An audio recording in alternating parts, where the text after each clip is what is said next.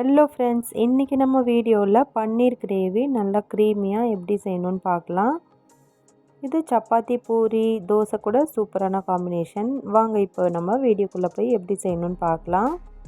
ஒரு பேன் எடுத்துக்கோங்க. அதில் ஒரு 2 டேபிள் ஸ்பூன் அளவுக்கு ஆயில் ஆட் பண்ணிக்கோங்க.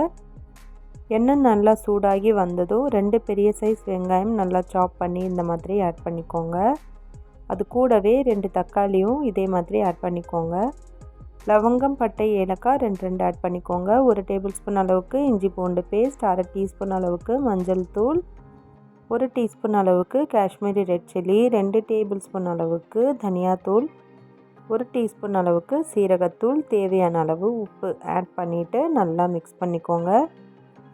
இந்த வெங்காயம், தக்காளி எல்லாம் நல்லா மேஷ் ஆகி வரணும், நல்லா வதங்கி வரணும். அதுக்காக ஒரு 1/2 கப் அளவுக்கு நம்ம தண்ணி ஆட் பண்ணிக்கலாம். ஆட் பண்ணிவிட்டு நல்லா மிக்ஸ் பண்ணி விட்டுட்டு ஒரு மூடி போட்டு மூடி குக் பண்ண விட்டுடலாம். ஒரு 5 to 7 மினிட்ஸ்க்கு அப்புறம் ஓப்பன் பண்ணி பார்த்தா நல்லாவே வதங்கி வந்திருக்கு.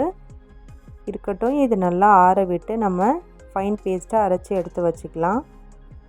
இப்போ ஒரு கடாய் எடுத்துக்கோங்க. அதில் ஒரு 2 கியூப் அளவுக்கு நான் ஹோம்மேட் பட்டர் தான் எடுத்திருக்கேன். அதை இப்போ இதில் ஆட் பண்ணியிருக்கேன். அது கூடவே 1 டேபிள் ஸ்பூன் அளவுக்கு சீரகம் ஆட் பண்ணிக்கோங்க.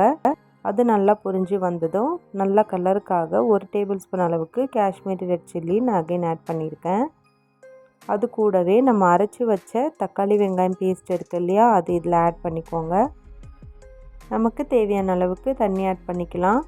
இப்போ ஒரு மூடி போட்டு மூடி நல்லா குக் பண்ண விடலாம்.